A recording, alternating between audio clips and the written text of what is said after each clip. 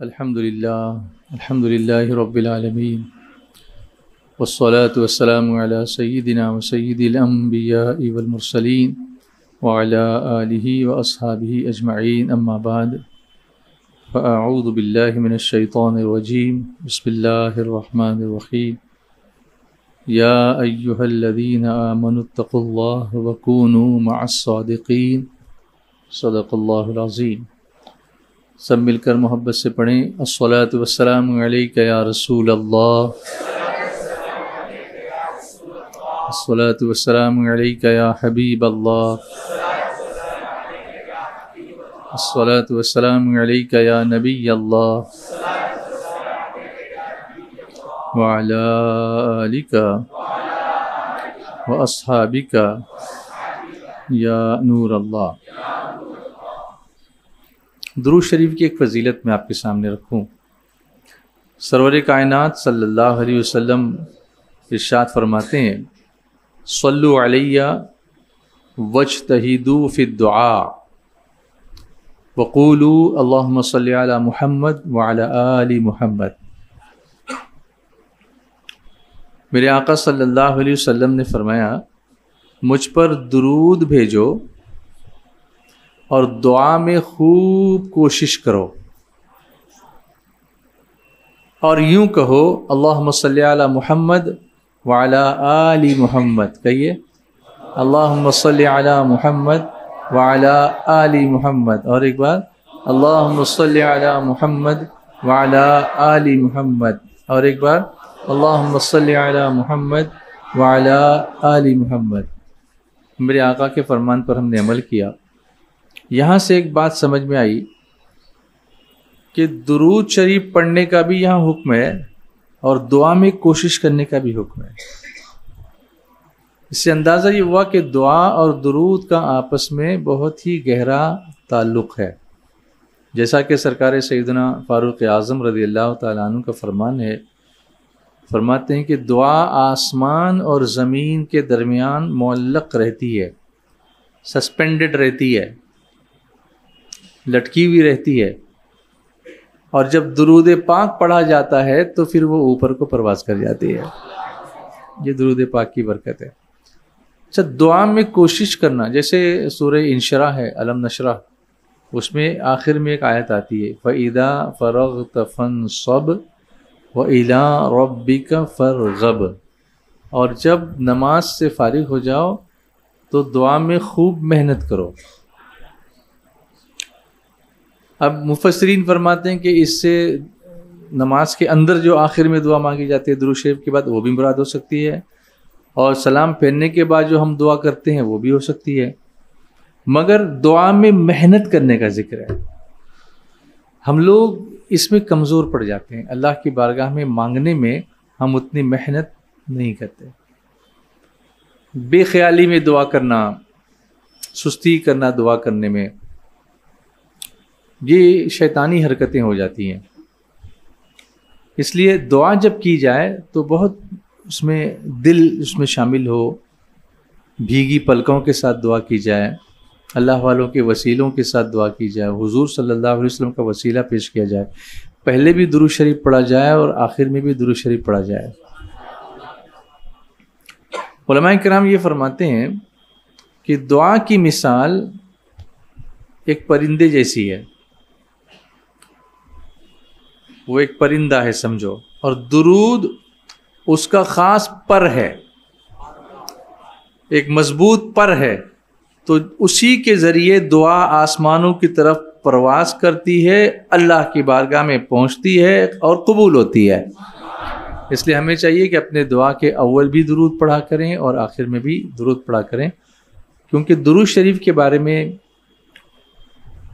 ایک بات میں نے پہلے بھی عرض کی تھی، آج بھی عرض کرتا ہوں کہ درود شریف ایک ایسی عبادت ہے جو قبول ہوتی ہی ہے، درود شریف رد نہیں ہوتا۔ اور عبادتوں کے اندر چانسز ہو سکتے ہیں کہ کبھی قبول ہوگا کبھی نہیں ہوگا، لیکن درود شریف کبھی رد نہیں ہوتا۔ اب اگر ہم نے پہلے درود پڑھا، پھر دعا مانگی، پھر درود پڑھا، اب وہ دعا درود شریف کے انولپ میں آ گئی، اب جب انویلپ اللہ کی بارگاہ میں پہنچے گا تو اللہ کی شان یہ نہیں ہے کہ درود کو نکال کے قبول کر لے، پھر اس درود کو نکال کے قبول کر لے اور اس دعا کو چھوڑ دے قبول نہ کرے. اس درود کی وجہ سے اللہ تعالیٰ اس دعا کو بھی قبولیت کا شرف عطا فرما دیتا ہے. تو یہ میرے آقا صلی اللہ علیہ وسلم پر درود و سلام بھیجنے کی فضیلت ہے، اور کوشش کرنی چاہیے ہمیں کہ ہم کثرت سے درود شریف پڑھیں. اور کثرت کے معنی میں یہ بھی آتا ہے کہ علماء کرام فرماتے ہیں کہ الگ الگ اقوال ہیں، اس میں ایک یہ بھی ہے کہ روزانہ کم سے کم 313 مرتبہ ہم درود شریف پڑھنے کی عادت بنائیں. کوشش کرو کہ انشاءاللہ اللہ تعالیٰ عمل کرنے کی توفیق عطا فرمائے. اب ایک آیت میں نے آپ کے سامنے پڑھی، اور آج میرا جو ٹاپک ہے وہ اسی پر ہے، سچوں کے ساتھ ہو جاؤ. Be with the righteous people, سچوں کے ساتھ ہو جاؤ. اللہ تعالیٰ قرآن پاک میں فرماتا ہے اعوذ باللہ من الشیطان الرجیم بسم اللہ الرحمن الرحیم یا ایہا الذین آمنوا اتقوا اللہ وکونوا مع الصادقین. اے ایمان والو، اللہ سے ڈرو اور سچوں کے ساتھ ہو جاؤ. اللہ تعالیٰ نے ارشاد فرمایا. اب یہاں دیکھیں اللہ تعالیٰ کا جو انداز ہے قرآن کریم میں بندوں سے خطاب کرنے کا، پورے قرآن پاک میں کئی جگہوں پر یہ انداز آپ کو دیکھنے کو ملے گا. یا ایھا الذین آمنوا، بولیے، سیکھنے کی نیت سے پڑھیے. یا ایھا الذین آمنوا، پھر سے. میں آپ کو انسپائر کرنا چاہتا ہوں قرآن شریف کو اس طرح سے لطف لے کے پڑھنے کے لیے، ورنہ پڑھتے پڑھتے آدمی کہتا ہے یا ایھا الذین آمنوا، تو اس میں وہ لطف آپ کو نہیں ملے گا جو اس طرح سے آپ کو پڑھنے میں ملے گا. یا ایھا الذین آمنوا، بولو. کچھ اندر فیل ہوتا ہے اس کلام میں، یہ تاثیر ہے کہ وہ ہمارے دل کی دنیا کو آباد کر دیتا ہے، کیونکہ یہ اللہ کا کلام ہے، قرآن مجید فرقان حمید. اس کا مطلب ہوتا ہے اے ایمان والو. یا ایھا الذین آمنوا کا مطلب کیا ہوا؟ تو اس کا مطلب اللہ تعالیٰ کس کو پکار رہا ہے؟ ایمان والوں کو. اب ہم کو سوچنا چاہیے کہ ہم کئی مرتبہ قرآن شریف پڑھتے ہیں اور کئی مرتبہ اس میں یہ آیت اس انداز سے آتی ہے، تو کیا ہم توجہ دیتے ہیں کہ اب کیا کہا جائے گا؟ جیسے اگر اس مجمع میں نے پکارا حافظ صاحب، تو اب میری طرف کون دیکھے گا؟ بولیے. جو قرآن کا حافظ ہوگا، اس میں کئی ہو سکتے ہیں، یہاں بیٹھے ہوئے مجمع میں کئی حافظ ہو سکتے ہیں، تو میری طرف متوجہ ہو جائیں گے، فوراً مجھے دیکھیں گے. آپ نے پکارا؟ جی میں نے آپ کو پکارا. اب اللہ تعالیٰ کئی مرتبہ ہمیں پکار رہا ہے، کیا کہہ کے آپ بتائیے؟ یعنی اے ایمان والو. تو کیا ہم بھی کان ایسے لگاتے ہیں کہ اب اللہ کیا فرما رہا ہے ہم سے؟ کیونکہ پکارا ہے تو کچھ فرمانا ہوگا، کچھ حکم دے رہا ہوگا، تبھی تو ہم کو پکارا ہے. اچھا، یہاں ایک بات اور عرض کرتا ہوں. میرے آقا صلی اللہ علیہ وسلم کی رحمت اور ان کے صدقے میں اللہ تعالیٰ نے اس امت کو بہت ساری رحمتوں سے، نعمتوں سے نوازا ہے. اس میں کئی چیزیں ایسی بھی ہیں جو اگلی امتوں پر بڑی دشوار تھیں. جیسے ہمارے لیے، اس امت کے لیے، امت مصطفیٰ کے لیے ساری زمین مسجد بنا دی گئی. یعنی مسجد میں آ کے نماز پڑھنا اپنی فضیلت ہے، رکھتا ہے، جماعت سے نماز پڑھنے کا اپنا ثواب ہے، وہ بھی ہے. لیکن اگر کوئی بندہ کہیں جنگل میں ہے اور وہاں مسجد نہیں ہے، تو ایسا نہیں کہ وہ نماز نہیں پڑھ سکتا. وہ وہیں وضو کرے، مصلی بچھائے، نماز پڑھے، اس کی نماز ہو جائے گی. جبکہ اگلی امتوں میں یہ تھا کہ ان کو اگر نماز پڑھنی ہوتی تھی تو ان کو ایک مخصوص جگہ پر جا کر ہی وہ عبادت کر سکتے تھے، پوری زمین پہ ان کو عبادت کرنے کی اجازت نہیں تھی. اس امت کو اللہ نے آسانی فرما دے. اب کشتی پر ہو تب بھی نماز پڑھ سکتے ہیں، اب ہوائی جہاز میں ہو تو بھی آپ نماز پڑھ سکتے ہیں. تو ساری زمین ہمارے لیے کیا بنائی گئی؟ بولو، مسجد بنائی گئی. کیا بنائی گئی؟ لیکن اس کا ایک مطلب اور بھی نکلے گا کہ بہت بڑا گنہگار بھی جب مسجد میں آتا ہے تو گناہ سے بچتا ہے. تو اگر ساری زمین مسجد ہے تو کہاں جا کے گناہ کرے گا؟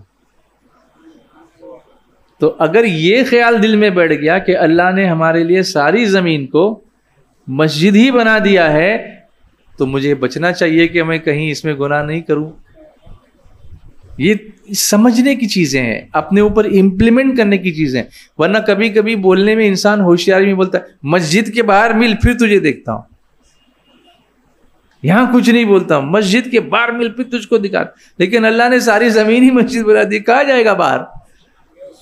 تو اللہ نے ہمارے لیے ایک حصار بنا دیا کہ تم کو میری رحمت یہ چاہتی ہے کہ تم کوئی غلط کام کہیں کرو ہی نہ، اور جہاں نماز کا وقت ہو جائے وہاں تو نماز پڑھ لیا کرو. سبحان اللہ.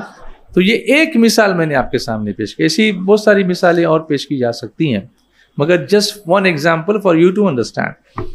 اب یہاں جو خطاب ہے کیسے پکارا اللہ نے، آپ کہہ کے سنائیے مجھے.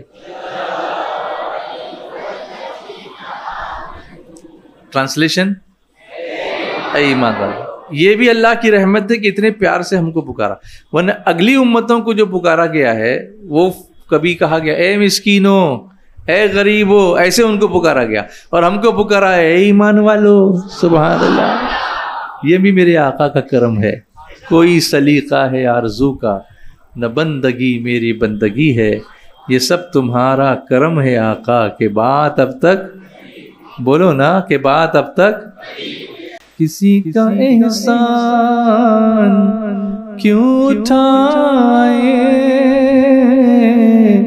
کسی کو حالات کیوں بتائے، تم ہی سے مانگیں گے تم ہی دو گے، تمہارے در سے ہی لو لگی ہے، یہ سب تمہارا کرم ہے آقا، یہ سب تمہارا کرم ہے آقا، کہ بات اب تک بنی ہوئی ہے، یہ سب تمہارا کرم. عطا کیا مجھ کو درد الفت،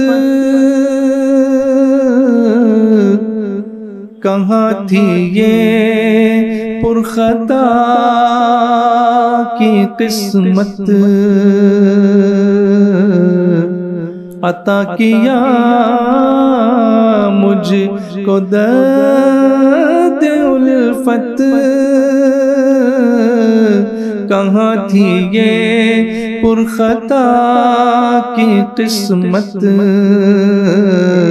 میں اس کرم کے کہاں تھا قابل، میں اس کرم کے کہاں تھا قابل، حضور کی بندہ پروری ہے، یہ سب تمہارا کرم ہے آقا، یہ سب تمہارا کرم ہے آقا، کہ بات اب تک بنی ہوئی ہے، یہ سب تمہارا کرم ہے آقا.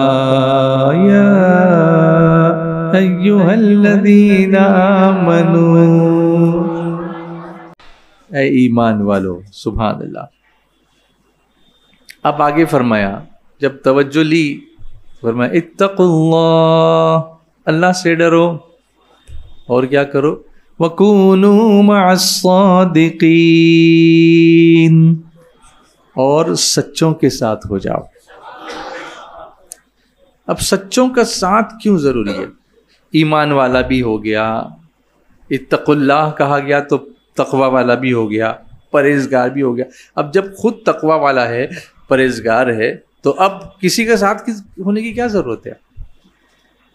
کیونکہ آج کل ایک جنریشن ہماری یہاں آئی ہے نا, یہ جو ابھی لیٹسٹ جنریشن ہے, اسمارٹ فون سے زیادہ اسمارٹ جنریشن, یہ کہتے ہیں کہ I will go on my own, I don't need anyone to dictate me what I want to do, I will do what I want to do. اس طرح سے یہ باتیں کرتے ہیں. اللہ فرماتا ہے سچوں کے ساتھ ہو جاؤ, تمہارا پروٹیکشن اسی میں ہے کہ سچوں کے ساتھ ہو جاؤ. جیسے بہت سارے ایسے علاقے ہیں جہاں سے رات کو گاڑیاں گزرتی ہیں, سنسان علاقہ ہوتا ہے, ابھی بھی انڈیا میں ایسے علاقے ہیں. بلکہ ممبئی میں بھی اگر آپ کو جانا ہو کہیں ایسا, تو اکیلی گاڑی پر اکیلا بائک سوار, ویسے لا اینڈ آرڈر کی سچویشن تو بہت اچھی ہے, لیکن پھر بھی کچھ لوگ ساتھ میں ہوں تو تھوڑی تسلی رہتی ہے کہ بھئی ایک بائک ہے, دوسری بائک ہے, تیسری بائک ہے, تو تسلی رہتی ہے کہ میں اکیلا نہیں ہوں, مجھے کوئی خطرہ نہیں ہے. اچھا اگر چلیے آپ ٹرین میں جا رہے ہیں, اور ٹرین میں تو بہت سارے لوگ ہوتے ہیں ساتھ میں, ایک بوگی کے اندر 70-75 آدمی ہو جاتے ہیں, تو کمپنی تو بہت اچھی ہے, لیکن آپ کے پاس کوئی خزانہ ہے, سونا ہے آپ کے پاس, اور آپ کو ڈر ہے کہ کوئی یہ سونا لوٹ لے گا, تو آپ کیا کرتے ہیں, اپنا کوئی اچھا آدمی اپنے ساتھ رکھ لیتے ہیں. وہ باقی سب تو ہیں, لیکن اس میں سے جو سچا ہوگا نا اس کو آپ ساتھ میں رکھتے ہیں تاکہ جو خزانہ ہے اس کی حفاظت ہو جائے. ایمان والوں کو پکارا گیا, تو ایمان بہت بڑا خزانہ ہے, اور اس کی حفاظت اللہ والوں کے ساتھ رہ کر ہی ہو سکتی ہے. الگ الگ قسم کے ڈاکو الگ الگ قسم سے ڈاکہ ڈالنے کی کوششیں کرتے رہتے ہیں. بدعقیدگی کا ڈاکہ, بدعملی کا ڈاکہ, بے حیائی کا ڈاکہ, جھوٹ اور غیبت کا ڈاکہ, یہ ڈالتے رہتے ہیں. تو سچوں کے ساتھ رہنے سے اچھی صحبتیں ملتی ہیں. ابھی سچوں کا ساتھ کیوں ہونا چاہیے؟ ایک صحابی ہیں حضرت برا بن عازب رضی اللہ تعالیٰ عنہ, وہ ارشاد فرماتے ہیں کہ ایک مرتبہ ہم رسول اللہ صلی اللہ تعالیٰ علیہ وسلم کی محفل میں بیٹھے ہوئے تھے, تشریف فرما تھے, تو حضور صلی اللہ علیہ وسلم نے ایک سوال پوچھا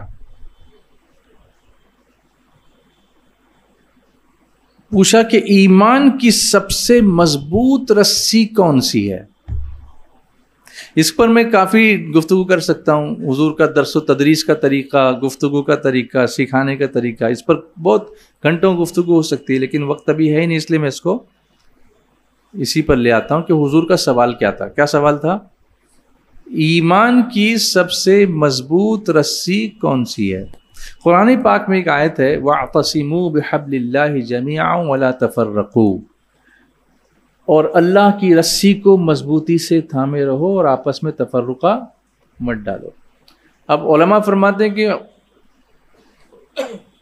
اللہ کی رسی سے مراد مختلف اقوال ہیں, اس میں سے ایک قول یہ بھی کہ قرآن وہ رسی ہے, لیکن یہاں حضور خود پوچھ رہے ہیں کہ یہ بتاؤ ایمان کی سب سے مضبوط رسی کون سی ہے؟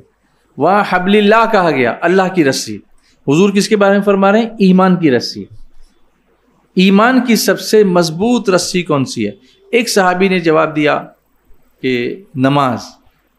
تو میرے آقا فرماتے ہیں نماز بہت اچھی ہے, مگر میرے سوال کا یہ جواب نہیں ہے. دوسرے صحابی کہنے لگے زکوٰۃ. سرکار صلی اللہ علیہ وسلم فرماتے کہ یہ عمل بھی بہت اچھا ہے, مگر میرے سوال کا جواب یہ نہیں ہے. پھر تیسرے صحابی نے رمضان کے روزے کے بارے میں کہا, پھر چوتھے نے حج کے بارے میں کہا, پانچویں نے جہاد فی سبیل اللہ کے بارے میں کہا, اللہ کی راہ میں جان دینے کے بارے میں کہا. حضور سب کے بارے میں یہی فرماتے رہے کہ یہ سارے اعمال اچھے ہیں, لیکن میرے سوال کا جواب یہ نہیں ہے. پھر آخر میں حضور صلی اللہ علیہ وسلم نے خود ہی ارشاد فرمایا, جواب دیا, فرمایا بے شک ایمان کی سب سے مضبوط رسی یہ ہے کہ تم اللہ کی رضا کے لیے اس کے نیک بندوں سے محبت کرو. اس سے ایمان کی حفاظت ہوگی. جب کسی اچھے کی صحبت میں آ جائے گا نا, تو ہم اجتماع میں جو آپ کو بلاتے ہیں نا، پتہ نہیں اس میں کون اللہ کا نیک بندہ ہوگا جس کا آنا اللہ کو پسند، جس کا پڑھنا اللہ کو پسند، جس کا رونا اللہ کو پسند، جس کی آمد اللہ کو پسند، جس کا اٹھنا بیٹھنا یہاں حاضر ہونا اللہ کو پسند، اور یہاں ہم بیٹھتے ہیں تو ان کی وجہ سے اللہ ہماری بخشش فرما دے. اسی لیے آتے رہیے اور لاتے رہیے. تو اس سے پتہ چلا کہ اللہ والوں کی محبت اگر ہمارے دل میں ہوگی تو ایمان کی رسی ہمارے ہاتھ میں رہے گی، اور جب ایمان کی رسی ہمارے ہاتھ میں رہے گی تو ایمان کی حفاظت کا سامان ہوتا رہے گا انشاءاللہ. تو اللہ نے فرمایا یا ایھا الذین آمنوا، بولیے یعنی آگے کیا فرمایا؟ اللہ سے ڈرو اور سچوں کے ساتھ ہو جاؤ. پھر سے بولو، اللہ سے ڈرو اور سچوں کے ساتھ ہو جاؤ. تو اولیاء کرام کے ساتھ جو ہماری نسبت، جیسے غوث پاک کو ہم بہت چاہتے ہیں، ہمارا بچہ بچہ غوث اعظم کو چاہتا ہے. سبحان اللہ، خدا کے فضل سے ہم پر ہے سایہ، غوث اعظم کا ہمیں دونوں جہاں میں ہے سہارا. مریدی لا تخف کہہ کر تسلی دی غلاموں کو، قیامت تک رہے بے خوف بندہ. غوث پاک کو چاہتے ہیں. تو اس نسبت کی وجہ سے بخشش اور نجات کا ذریعہ بنتا ہے.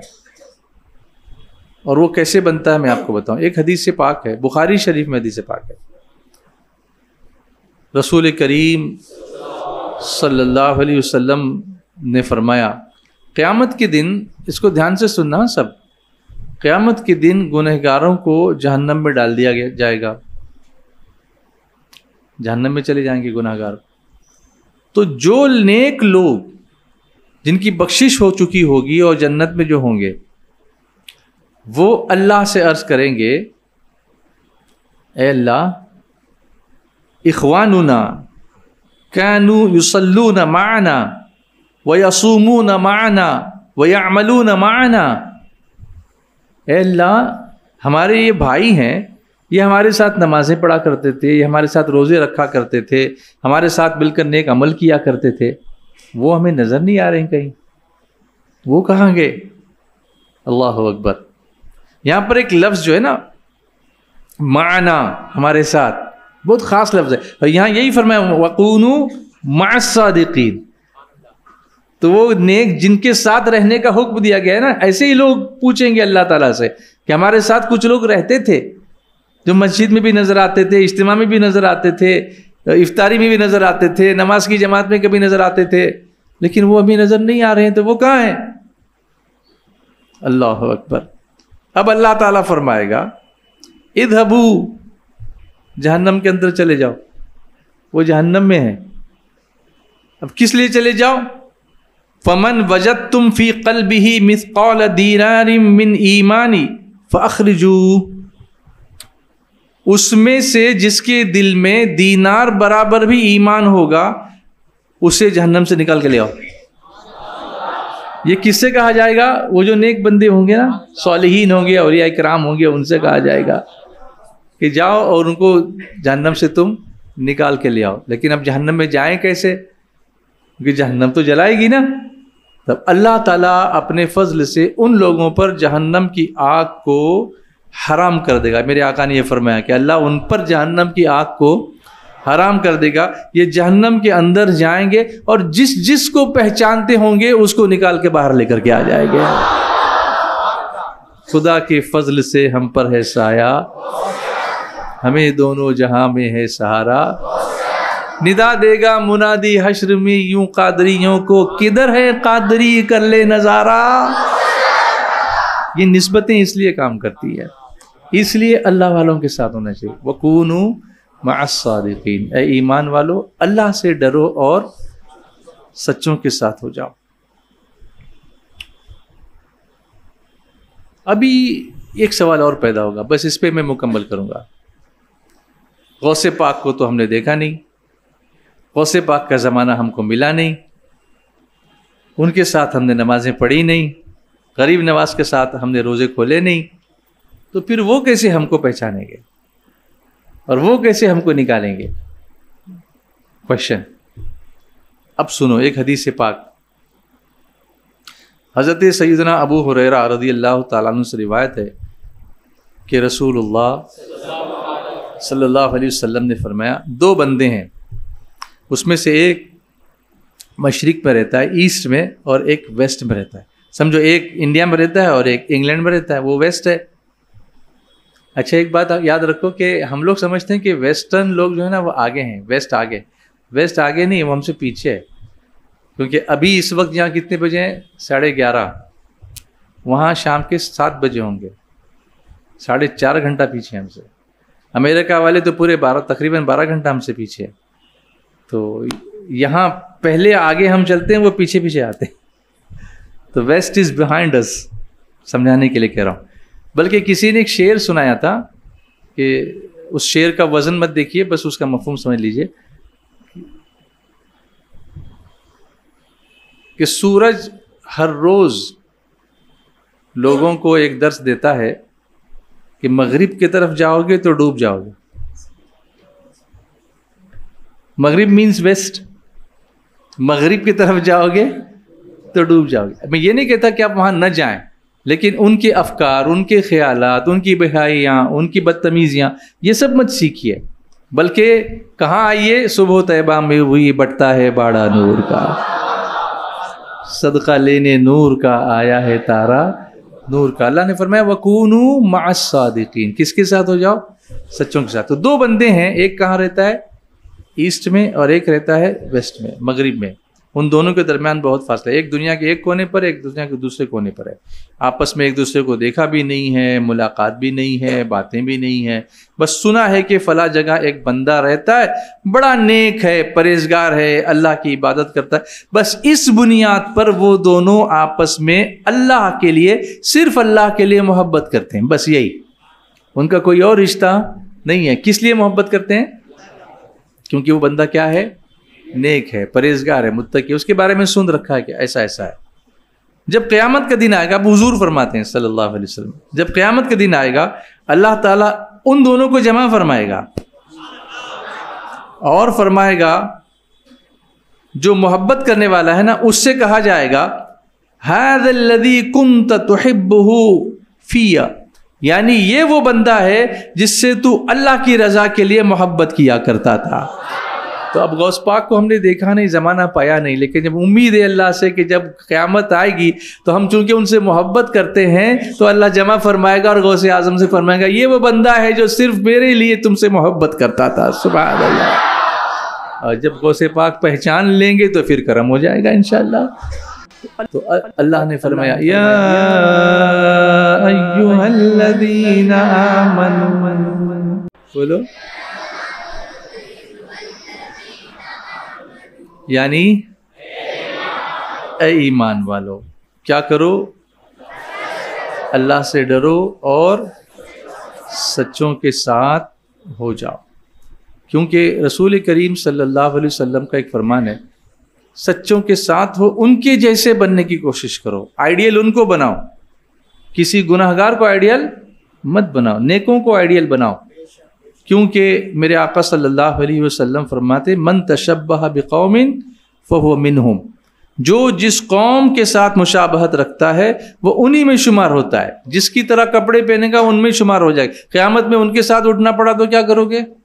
تو قیامت میں ہمیں کس کے ساتھ اٹھنا ہے؟ نبیوں کے دامن سے جڑ کے اٹھنا ہے، ولیوں کے ساتھ اٹھنا ہے، غوث پاک کے ساتھ اٹھنا ہے، خواجہ اعظم کے ساتھ اٹھنا ہے انشاءاللہ. تو ہمیں ان سے محبت کرنی ہوگی اور ان اعمال کو اختیار کرنا ہوگا.